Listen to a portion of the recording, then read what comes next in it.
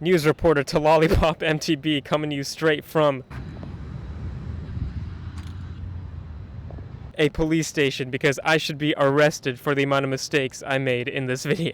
Alright, just kidding. But yeah, disclaimer, I messed up a lot in this video, but hopefully you'll enjoy my journey of trying to flip a bike that I definitely overpaid for. And I also want to say that I did record this over a period of several weeks, so I will look pretty different in different parts of the video, but everything will be in chronological order. So with that, let's get this thing moving. Hello everyone, and welcome back to another episode of Flip Bike. Hello everyone, and welcome back to the channel. My name is Lollipop, and today we're going to try to go out and get a good deal on a used bicycle so we can fix it up and flip it for a profit. Now, the last time I bought a bicycle online was when I got a Specialized rock hopper for only $300 on the Facebook Marketplace, and as you can see, that bike is doing very well. And in that video, I mentioned how I'm always trying to look online to see if I can find a good deal on a used mountain bike or any bike in general. So case in point, I've been looking around this week and have noticed a few good deals, but there's one that is sticking out to me, and it is this Trek FX1 for only $200. Now, to be completely honest, I wouldn't actually pay much for an FX1 myself, but that'll actually motivate me to sell it as soon as possible and get it out of here. And this person did not state what year the bike is from, but based on the color alone, it looks like a 2021 or newer model. Now, an interesting thing is that the Trek FX1 is one of those bikes that Trek makes where they rarely update the model. They'll kind of just update the model year and say it's a 2022 bike or a 2023 bike, but they don't really change any of the parts or anything on it, maybe the colors at best. And that works in our favor when we go to resell the bike because it appears to be a 2021 FX, but after we clean it up and fix it, it should basically just be a lightly used 2022 or even 2023 Trek FX1. And at that point, we could basically sell it for around $300 or even $400. So before buying any bike online, you should definitely check out the retail value of the bike to make sure you're not getting ripped off. And in this case, Trek has not updated this bike since 2020, so we can actually go onto Trek's website to look at the current price of the 2023 FX1. Alright, ignore all of that. Actually, this is Lollipop from the future, and spoiler, I already got the bike and brought it home, but unfortunately I failed at doing research correctly. So this is actually a 2017 Trek FX1, not a 2021. I checked every model year of this bike from 2018 to 2021 and saw that it wasn't any of those, so I assumed it was a 2021, but it was a 2017, which I hate myself for right now. But at the end of the day, the 2017 bike does not have too many differences. It has a different derailleur and a different stem, which isn't that different, so maybe we could kind of pull it off and say like it's pretty similar to the 2023. Essentially, let's just go ahead and continue this video with some correct information. So the retail price on a 2017 Trek FX1 was actually $380, so much lower than the 2023 price currently, but bikes are way more expensive now, so I may still be able to make a profit selling the 2017 model in today's market. The next thing I want to do is check the Bicycle Blue Book, which offers value guides on basically any bicycle in existence to let us know how much this bike is worth currently. So if we go to the value guide and look up our bike's name and model year, we find that our 2017 FX1 in kind of good condition can be traded in at a bike shop for up to $101. And I spent more than that on this bike, so this isn't looking too good for me so far.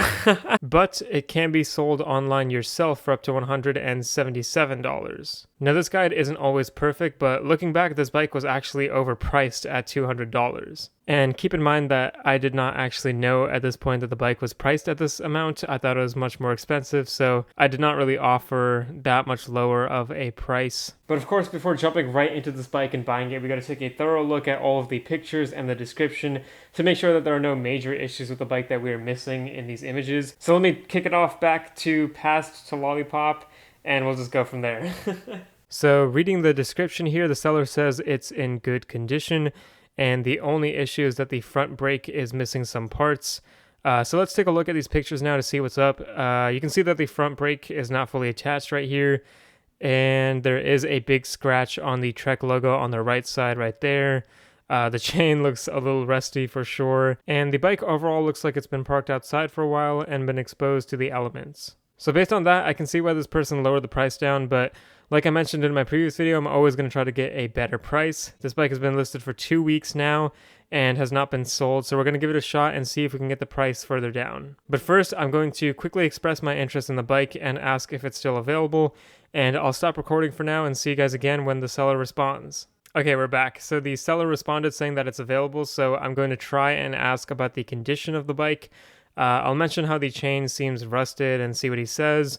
And I usually try to be as nice as possible since we're all humans here, and usually I'm more willing to go down in price myself when someone is nicer to me, so that'll help us out. And he replied again saying that the chain is rusted and the front brake doesn't work as mentioned. And he said he's willing to go down in price because of those issues, so I'm going to go ahead and gently offer $150 for the bike, and I'll say that I'll definitely come and get it for that price, and we'll go from there. And it looks like the guy accepted my offer, so I'll set up a meeting time now to go check out the bike. Alright guys, so I just got off work. I messaged the person to let them know that I'm going to be on my way, so hopefully we'll get over there and see the bike and make sure it's in good condition so we can actually pick it up and take it home. Alright guys, I just made it to the house. I don't think I can record the interaction because it's a violation of privacy most likely, but I'll go over there and let you know how it went after I either get the bike or don't. Alright guys, just got the bike. I just want to show you guys when I actually get the bike in person for the first time so you can see that scratch right there. Alright, got the bike in my trunk here. So we'll take it home and take a look at it and see if we can repair it.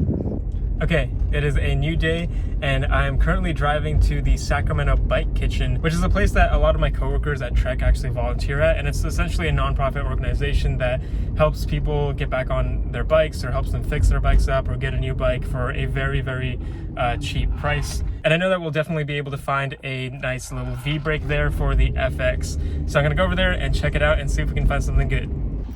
All right, here we are at the Sacramento Bicycle Kitchen.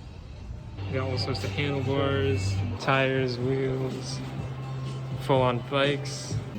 All right, so I'm getting a little carried away. But I found the V-brakes right here, so we're gonna look through this pile and see if we can find anything. All right, I just got this whole bag of stuff. You can see some Castrelli logos in there since I love Scorpions.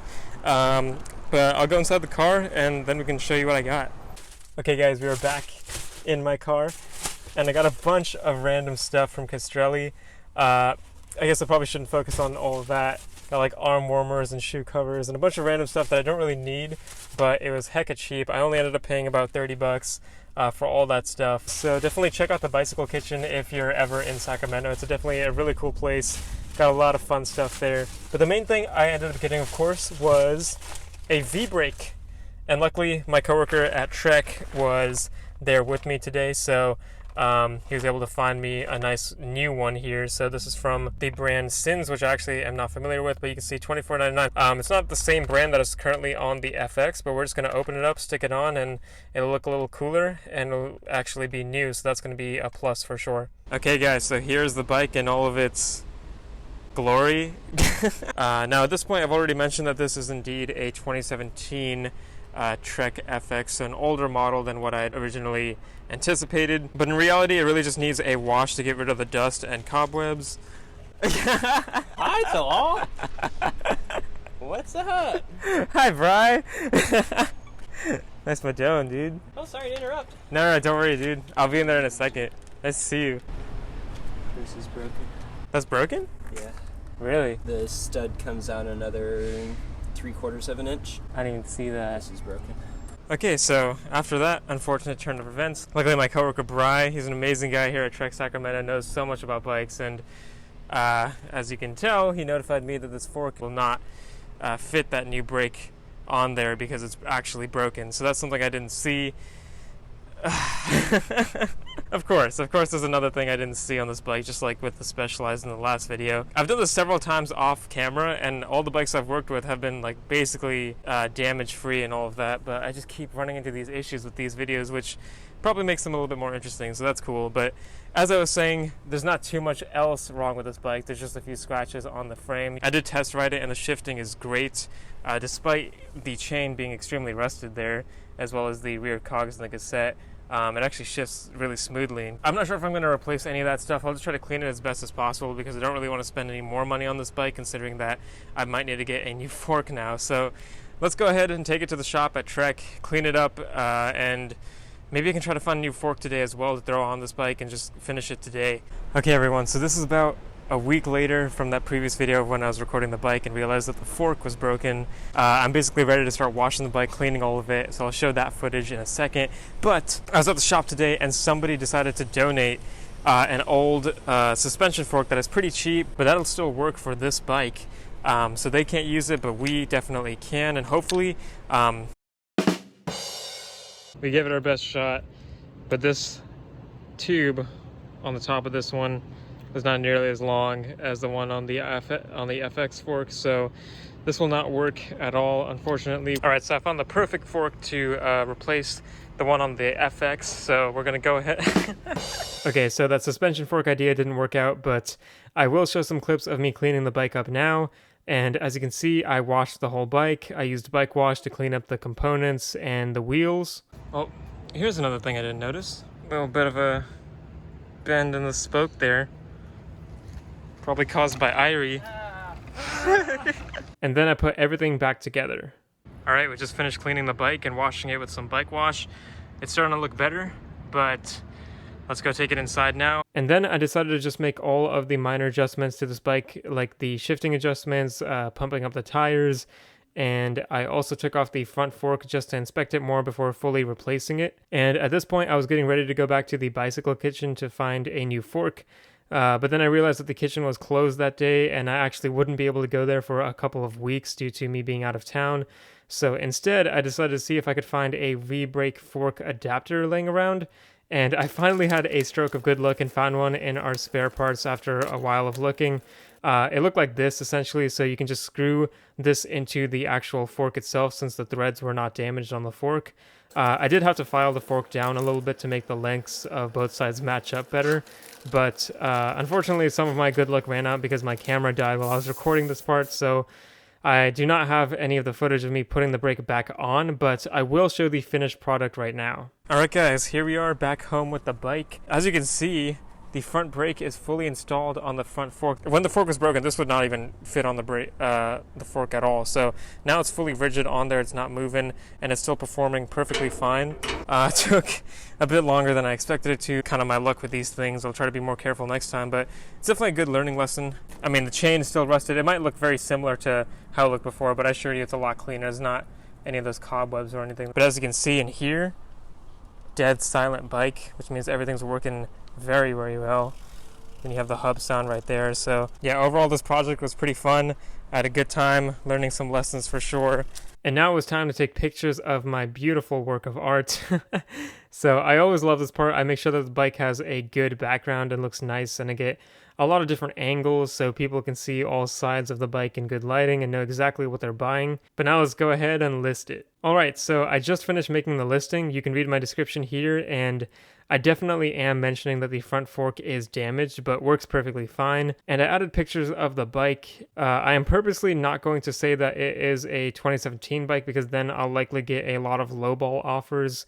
And I think that's fine since I'm not really lying about anything by not mentioning that. The bike is in great working condition and I think it'll make a good commuter bike for someone. But yeah, now we'll just wait and I'll see what offers I get. So I'll see you guys in a little bit. And we are back. It's been about 5 days since I listed this bike on the Facebook Marketplace, which is pretty cool. Pretty soon I got an offer this morning actually for $250, and that's a great price. That's $100 more than what I paid for it. Obviously, we'll do the calculations at the end of the video to see exactly how much profit I made, but I'm going to go ahead with that and meet the person in about 30 minutes to see if they'll pick up the bike, so that'll be really cool. And I'm back home now, so I just sold the bike. The interaction went fairly well. The person was a bit concerned about the front fork, so in hindsight, I wish I kind of just replaced it entirely to get rid of that headache. So they were offering a little bit lower at $200, and I said that was a little too low for me, so we eventually agreed on $225, which is still a great profit for me. That's $75 more than what I actually paid for it, which was $150. But of course, we can start factoring in some of the other costs that I had to make to fix up that bike. So obviously, there is a lot of labor aspect involved in my time. I'm not going to count any of that stuff. I'm just going to count the parts. So the only part we really used was that fork brake adapter as well as the actual brake itself. In reality, the brake set was like $25, but I got an insane discount on that. So it really ended up being like around $5 or something. And the fork brake adapter was just something I found laying around. So overall, for me personally, I'd say that I made about a $70 profit overall. Maybe 60 at the worst case. And I think that's, I'm at least happy that I broke even or got higher than that. Taking into consideration all the time I put on this bike, I really don't think that $70 is worth it. I mean, I definitely learned a lot and had a good time making this video and all, but overall that was a bigger project than I really wanted it to be. I was really hoping I could just clean up the bike and take some nice pictures and sell it. But at the end of the day, I hope all of you enjoyed this video. If you have any questions or comments or concerns or anything, leave that in the comment section down below and I'll try to respond to them. But besides that, I'll see you guys in the next video. Thank you all so much for watching, and remember to keep biking.